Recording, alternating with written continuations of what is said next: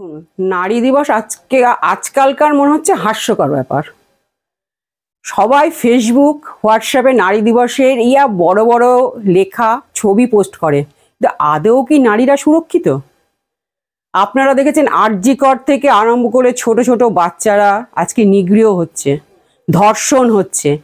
ট্রেনে অশ্লীল ছবি, এই দুদিন আগেকার ঘটনা, ট্রেনে একটা অত বয়স্ক লোক একটা ইয়াং মেয়ের ছবি তুলছে, সেখানে প্রতিবাদ করতে গেলে সেই মেয়েটা একা প্রতিবাদ করছে, আশেপাশে লোক দেখছে। তাহলে নারীরা কোথায় সুরক্ষিত?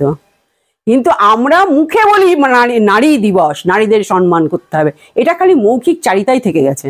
আদৌ নারীরা সুরক্ষিত নয়। যেমন আমাদের দেশ যখন স্বাধীন ছিল না, বরঞ্চ তখন যতটা নারীরা সুরক্ষা ছিল, আমার মনে হয় স্বাধীন দেশে নারীরা এতটা সুরক্ষিত নয়। এটা আমি ব্যক্তিগত অভিজ্ঞতা থেকে বলছি।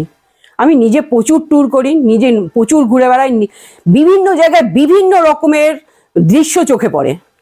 যেহেতু ওখানে ওরা প্রতিবাদ করে না বলে আমরাও করতে পারি না, কিছু জায়গায় যখন সহ্য হয় না নিজেরাও প্রতিবাদ করি। আমার লাইফের এরকম ঘটনা ঘটেছে, আমি বৈষ্ণোদেবী থেকে অমরনাথ থেকে বৈষ্ণোদেবী যাচ্ছিলাম, 3 জন ছেলে ড্রিঙ্ক করে উঠেছিল, সেখানে মেয়েদের শ্লীলতাহানি করছিল, আমি নিজে ওখানে প্রতিবাদ করেছি এবং রানিং বাস থেকে ওদেরকে ফেলেও দিয়েছি। তো নারীরা কোথায় সুরক্ষিত? আজকে নারী দিবস নারী দিবস নারী দিবস, বড় বড় হোর্ডিং পোস্টার, এটা খালি লোকাচার, আই ওয়াশ, এটা আমি ব্যক্তিগতভাবে মনে করি। মমতা বন্দ্যোপাধ্যায় নিশ্চয়ই, মাননীয় মমতা বন্দ্যোপাধ্যায় অনেক কিছু করার চেষ্টা করছেন। এবার একটা মহিলার পক্ষে এতটা করা হয়তো হয়ে উঠছে না, পারিপার্শ্বিক একটা লোকের সাথে যারা আনুষঙ্গিকভাবে জড়িত থাকে।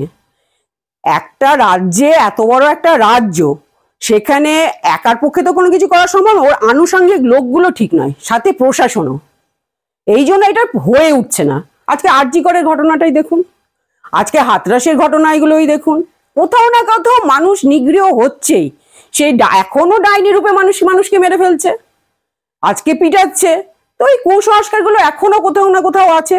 আর মানুষকে অনেক সজাগ হওয়া দরকার। মানুষ আগে মানুষ ছিল, এখন পশুরূপী হয়ে উঠছে। আমরা দেখেছি বাঘ নিজে বাচ্চাদেরকেও মারে না, কিন্তু আজকালকার সেটাও হচ্ছে। মানুষ আজকাল সস্তা, এক কথায়। পশুদের দাম আছে তো মানুষের দাম নেই।